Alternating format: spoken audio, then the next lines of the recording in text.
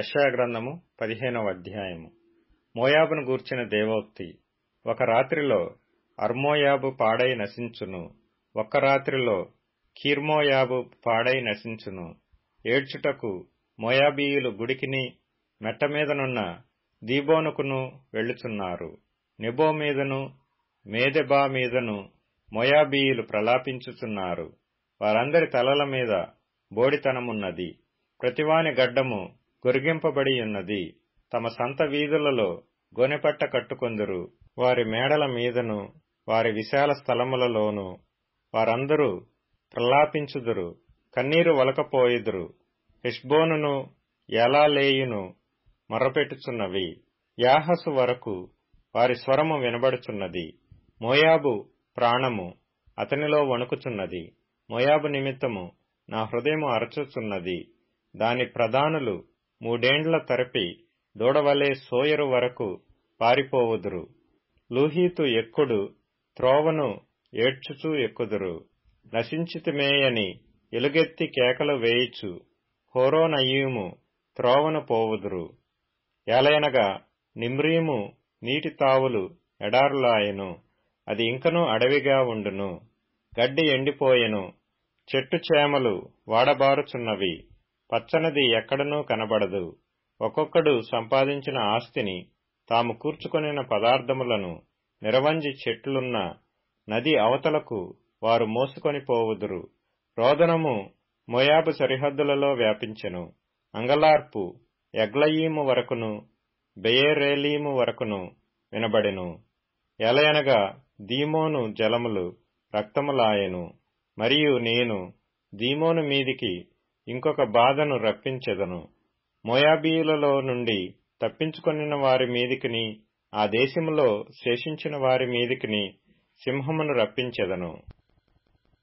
యెషయా గ్రంథము 16వ అధ్యాయము. అరణ్యపు తట్టుననున్న సెల నుండి దేశము నేలువానికి తగిన గొర్రెపిల్లలను కప్పముగా సీయోను కుమార్తె పర్వతమునకు పంపుడి. గూటి నుండి చెదరి ఇటు అటు ఎగురు పక్షుల వలె అర్నోను రేవుల యొద్ద మోయాబు కుమార్తెలు కనబడుదురు. ఆలోచన చెప్పుము, విమర్శ చేయుము. చీకటి కమ్మినట్లు మధ్యాహ్నమున నీ నీడ మా మీద ఉండనియ్యుము. చెదరిన వారిని దాచిపెట్టుము, పారిపోయిన వారిని పట్టియ్యకము. నేను వెలివేసిన వారిని నీతో నివసింపనిమ్ము. దోచుకొనువారు వారి మీదికి రాకుండున్నట్లు మోయాబీయులకు ఆశ్రయముగా ఉండుము. బలాత్కారులు ఓడిపోయిరి, సంహారము మానిపోయెను. అనగద్రొక్కువారు దేశములో లేకుండా నశించిరి. కృప వలన సింహాసనము స్థాపింపబడును. సత్య సంపన్నుడై దానిమీద కూర్చుండి తీర్పు తీర్చునొకడు కలడు. దావీదు గుడారములో అతడాసీనుడై న్యాయము విచారించుచు న్యాయము జరిగించుటకై తేవరించును. మోయాబీయులు బహు గర్వము గలవారని మేము వినియున్నాము. వారి గర్వమును గూర్చియు వారి అహంకార గర్వ క్రోధములను గూర్చియు వినియున్నాము. వారు వదరుట వ్యర్థము. కావున మోయాబీయులు మోయాబును గూర్చి అంగలార్చుదురు, అందరునూ అంగలార్చుదురు. మోయాబీయులారా, కేవలము పాడైయున్న కీర్హరెశెతు ద్రాక్ష పండ్ల అడలు దొరకక మీరు మూలుగుదురు. ఏలయనగా హెష్బోను పొలములు సిబ్మా ద్రాక్షవల్లులు వాడిపోయెను. దాని శ్రేష్టమైన ద్రాక్షవల్లులను జనముల అధికారులు అనగద్రొక్కిరి. అవి యాజరు వరకు వ్యాపించెను, అరణ్యములోనికి ప్రాకెను. దాని తీగలు విశాలముగా వ్యాపించి సముద్రమును దాటెను. అందువలన యాజరు ఏడ్చినట్టు నేను సిబ్మా ద్రాక్షవల్లుల నిమిత్తము ఏడ్చెదను. హెష్బోను ఏలాలే, నా కన్నీళ్ల చేత నిన్ను తడిపెదను. ఏలయనగా ద్రాక్షతొట్టి త్రొక్కి సంతోషించున్నట్లు నీ శత్రువులు నీ వేసవికాల ఫలముల మీదను నీ కోత మీదను పడి కేకలు వేయుదురు. ఆనంద సంతోషములు ఫలభరితమైన పొలము నుండి మానిపోయెను. ద్రాక్షల తోటలో సంగీతము వినబడదు, ఉత్సాహధ్వని వినబడదు. గానుగులలో ద్రాక్ష గెలలను త్రొక్కువాడెవడునూ లేడు. ద్రాక్షతొట్టి త్రొక్కువాని సంతోషపు కేకలు నేను మాన్పించియున్నాను. మోయాబు నిమిత్తము నా గుండె కొట్టుకొనుచున్నది. కీర్హరెసు నిమిత్తము నా ఆంత్రములు సితారా వలె వాగుచున్నవి. మోయాబీయులు ఉన్నత స్థలమునకు వచ్చి ఆయాసపడి ప్రార్థన చేయుటకు తమ గుడిలో ప్రవేశించున్నప్పుడు వారికేమియూ దొరకకపోవును. పూర్వకాలమున యెహోవా మోయాబును గూర్చి సెలవిచ్చిన వాక్యము ఇదే. అయితే యెహోవా ఇప్పుడు ఇలాగన ఆజ్ఞ ఇచ్చుచున్నాడు. కూలివాని లెక్క ప్రకారము 3 ఏండ్లలోగా మోయాబీయుల యొక్క ప్రభావమును వారి గొప్పవారి సమూహమును అవమానపరచబడును. శేషము బహు కొద్దిగా మిగులును, అది అతి స్వల్పముగా నుండును. యెషయా గ్రంథము 17వ అధ్యాయము. దమస్కును గూర్చిన దేవోక్తి. దమస్కు పట్టణము కాకపోవలసి వచ్చెను, అది పాడై దిబ్బగా నగును. అరోయేరు పట్టణములు నిర్మానుష్యములగును, అవి గొర్రెల మందలు మేయు తావులగును. ఎవడనూ వాటిని బెదిరింపకుండా మందలు అచ్చట పండుకొనును. ఎఫ్రాయిమునకు దుర్గము లేకపోవును, దమస్కునకు రాజ్యము లేకుండును. ఇశ్రాయేలీల ప్రభావమునకు జరిగినట్లు సిరియాలో నుండి శేషించిన వారికి జరుగును. సైన్యములకు అధిపతియగు యెహోవా ఈ మాట సెలవిచ్చుచున్నాడు. ఆ దినమున యాకోబు యొక్క ప్రభావము క్షీణించిపోవును, వాని క్రొవ్విన శరీరము కృశించిపోవును. చేనుకోయివాడు దంట్లు పట్టుకొనగా వాని చెయ్యి వెన్నులను కోయినట్లుండును. రెఫాయీము లోయలో ఒకడు పరిగె ఏరునట్లుండును. అయినను ఒలీవ చెట్లు దులుపగా పైకొమ్మ చివరను 2-3 పండ్లు మిగిలియుండునట్లు, ఫలభరితమైన చెట్టున వాలు కొమ్మల యందు 3-4 పండ్లు మిగిలియుండునట్లు దానిలో పరిగె పండ్లుండునని ఇశ్రాయేలీల దేవుడైన యెహోవా సెలవిచ్చుచున్నాడు. ఆ దినమున వారు తమ చేతులు చేసిన బలిపీఠముల తట్టు చూడరు. దేవతా స్తంభమునైనను సూర్యదేవతా ప్రతిమలనైనను తమ చేతులు చేసిన దేనినైనను లక్ష్యము చేయరు. మానవులు తమను సృష్టించిన వాని వైపు చూతురు. వారి కన్నులు ఇశ్రాయేలు యొక్క పరిశుద్ధ దేవుని లక్ష్యపెట్టును. ఆ దినమున ఎఫ్రాయిమీల బలమైన పట్టణములు ఇశ్రాయేలీల భయము చేత అడవిలోను కొండ శిఖరము మీదను జనులు విడిచిపోయిన స్థలముల వలె నగును. ఆ దేశము పాడగును. ఎలయనగా నీవు నీ రక్షణకర్తయగు దేవుని మరచిపోతివి. నీ ఆశ్రయదుర్గమైన నీ శైలమును జ్ఞాపకము చేసుకొనలేదు. అందుచేత నీవు రమ్యమైన వనములను నాటుచూ వచ్చితివి, వాటిలో అన్యమైన ద్రాక్షవల్లులను నాటితివి. నీవు నాటిన దినమున దాని చుట్టూ కంచె వేసితివి. ప్రొద్దుననే నీవు వేసిన విత్తనములను పుష్పింపజేసితివి.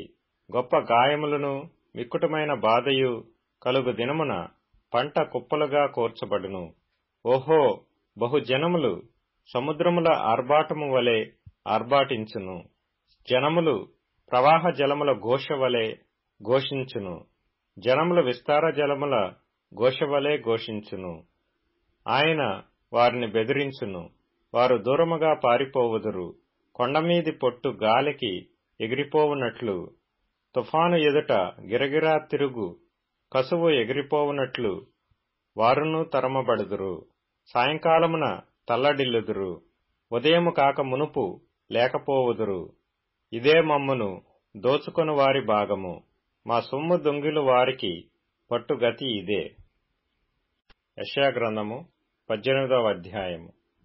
ఓహో, కూషు నదుల అవతల తటతడ కొట్టుకొనుచున్న రెక్కలగల దేశమా, అది సముద్ర మార్గముగా జలముల మీద జమ్ము పడవలలో రాయబారులను పంపుచున్నది. వేగిరపడు దూతలారా, ఎత్తైన వారును నునుపైన చర్మము గలవారునగు జనము నొద్దకు, దూరములోనున్న భీకర జనము నొద్దకు పోవుడి. నదులు పారుచున్న దేశము గలవారును దాష్టికులై జనములను త్రొక్కుచుండు వారునగు జనము నొద్దకు పోవుడి. పర్వతముల మీద ఒకడు ధ్వజమెత్తునప్పుడు లోక నివాసులైన మీరు, భూమి మీద కాపురముండు మీరు చూడుడి. బాకా ఊదునప్పుడు ఆలకించుడి. యెహోవా నాకీలాగు సెలవిచ్చియున్నాడు. ఎండకాయిచుండగాను వేసవి కోత కాలమున మేఘములు మంచు కురియుచుండగాను నేను నిమ్మళించి నా నివాస స్థలమున కనిపెట్టుచుందును. కోతకాలము రాక మునుపు పువ్వు వాడిపోయిన తరువాత ద్రాక్షకాయ ఫలమగుచుండగా ఆయన పోటకత్తుల చేత ద్రాక్ష తీగలను నరికి వ్యాపించు లతాతంతులను కోసివేయును. అవి కొండలలోని క్రూర పక్షులకును భూమి మీదనున్న మృగములకును విడువబడును.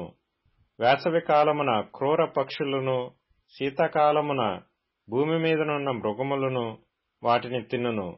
ఆ కాలమున ఎత్తైన వారును, నునుపైన చర్మము గలవారును, దూరములోనున్న భీకరమైన వారును, నదులు పారు దేశము గలవారునయ్యున్న దాష్టికులగు ఆ జనులు సైన్యములకధిపతియగు యెహోవాకు అర్పణముగా ఆయన నామమునకు నివాస స్థలముగా నుండు సియోను పర్వతమునకు తేబడుదురు. కీర్తనల గ్రంథం 111వ కీర్తన.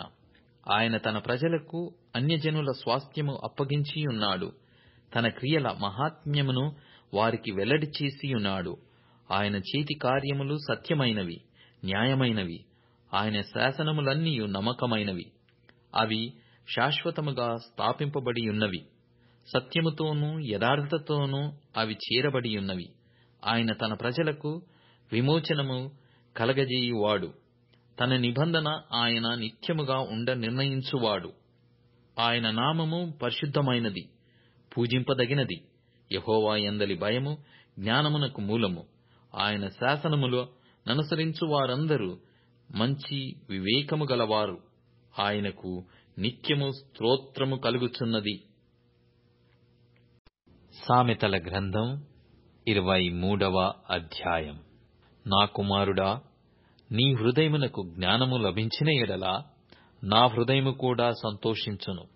నీ పెదవులు యథార్థమైన మాటలు పలుకుట విని నా అంతరింద్రియములు ఆనందించును. గలతీయులకు రాసిన పత్రిక 1వ అధ్యాయం.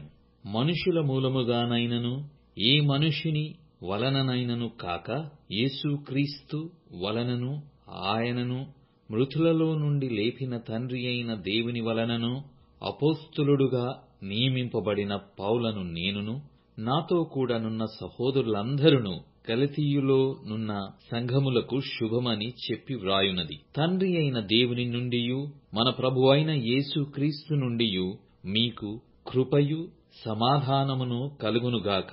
మన తండ్రి అయిన దేవుని చిత్త ప్రకారము క్రీస్తు మనలను ప్రస్తుతపు దుష్టకాలములో నుండి విమోచింపవలెనని మన పాపముల నిమిత్తము తన్ను తాను అప్పగించుకొనెను. దేవునికి యుగయుగములకు మహిమ కలుగునుగాక. ఆమేన్. క్రీస్తు కృపను బట్టి మిమ్మును పిలిచిన వానిని విడిచి భిన్నమైన సువార్త తట్టుకు మీరింత త్వరగా తిరిగిపోవుట చూడగా నాకాశ్చర్యమగుచున్నది. అది మరియొక సువార్త కాదుగాని క్రీస్తు సువార్తను చెరపగోరి మిమ్మును కలవరపరచువారు కొందరున్నారు. మేము మీకు ప్రకటించిన సువార్తగాక మరియొక సువార్తను మేమైనను పరలోకము నుండి వచ్చిన యొక్క దూతయైనను మీకు ప్రకటించిన ఎడల అతడు శాపగ్రస్తుడవునుగాక. మేమిది వరకు చెప్పిన ప్రకారం ఇప్పుడును మరలా చెప్పుచున్నాము. మీరు అంగీకరించిన సువార్తగాక మరి ఒకటి ఎవడైనను మీకు ప్రకటించిన ఎడల వాడు శాపగ్రస్తుడవును గాక. ఇప్పుడు నేను మనుషుల దయను సంపాదించుకొన జూచుచున్నానా? దేవుని దయను సంపాదించుకొన చూచుచున్నానా? నేను మనుషులను సంతోషపెట్టగోరుచున్నానా? నేనిప్పటికిని మనుషులను సంతోషపెట్టువాడనైతే క్రీస్తు దాసుడను కాకపోవుదును. సహోదరులారా, నేను ప్రకటించిన సువార్త మనుష్యుని యోచన ప్రకారమైనది కాదని మీకు తెలియజెప్పుచున్నాను. మనుషుని వలన దానిని నేను పొందలేదు, నాకెవడునూ దాని బోధింపనూ లేదు గాని యేసుక్రీస్తు బయలుపరచుట వలననే అది నాకు లభించినది. పూర్వమందు యూదమతస్థుడనైయున్నప్పుడు నేను దేవుని సంఘమును అపరిమితముగా హింసించి నాశనము చేయుచు నా పితరుల పారంపర్యాచారమందు విశేష ఆసక్తి గల వాడనై నా స్వజాతీయులలో నా సమాన వయస్కులైన అనేకుల కంటే యూదుల మతములో ఆధిక్యత నొందితినని నా నడవడిని గూర్చి మీరు వింటిరి. ఆయనను తల్లి గర్భమునందు పడినది మొదలుకొని నన్ను ప్రత్యేకపర్చి తన కృపచేత నన్ను పిలిచిన దేవుడు, నేను అన్యజనులలో తన కుమారుని ప్రకటింపవలెనని ఆయనను నాయందు బయలుపరపననుగ్రహించినప్పుడు మనుష్యమాత్రులతో నేను సంప్రదింపలేదు. నాకంటే ముందుగా అపోస్తలులైన వారి యొద్దకు యెరూషలేమునకైనను వెళ్ళనూ లేదు గాని వెంటనే అరేబియా దేశములోనికి వెళ్ళితిని. పిమ్మట దమస్కు పట్టణమునకు తిరిగి వచ్చితిని. అటుపైని 3 సంవత్సరములైన తరువాత కేఫాను పరిచయము చేసుకొనవలెనని యెరూషలేమునకు వచ్చి అతనితో కూడా 15 దినములుంటిని. అతనిని తప్ప అపోస్తలులలో మరి ఎవరిని నేను చూడలేదు గాని ప్రభువు యొక్క సహోదరుడైన యాకోబును మాత్రము చూచితిని.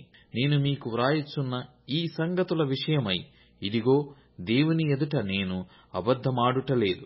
పిమ్మట సిరియా కిలికియ ప్రాంతములలోనికి వచ్చితిని. క్రీస్తునందున్న యూదయ సంఘముల వారికి నా ముఖపరిచయము లేకుండెను గాని మునుపు మనలను హింసపెట్టినవాడు తాను పూర్వమందు పాడు చేయుచు వచ్చిన మతమును ప్రకటించుచున్నాడను సంగతి మాత్రమే విని వారు నన్ను బట్టి దేవుని మహిమపరచిరి.